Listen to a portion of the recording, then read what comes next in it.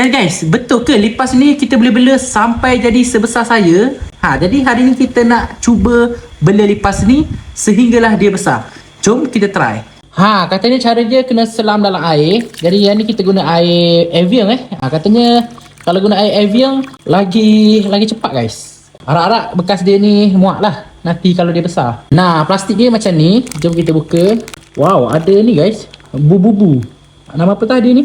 Lepas tu belakang dia, belakang dia ada ni lah yang bom-bom tu. Nah, yang ni pula dia punya lipas Lipas ke lalat ni guys? Saya pun tak tahu lah guys. Wow, structure dia macam plastik macam tu guys. Tapi katanya boleh membesar. Jom kita selam.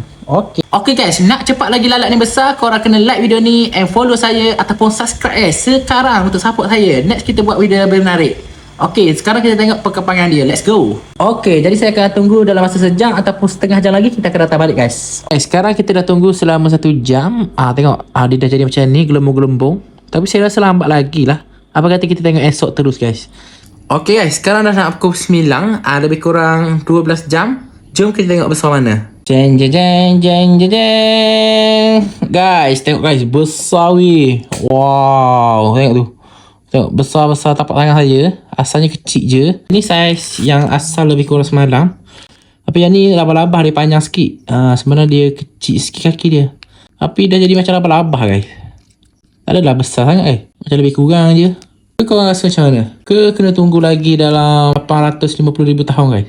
Tak apalah, kita rendam dulu. Jadi korang komen untuk part 2. Bye.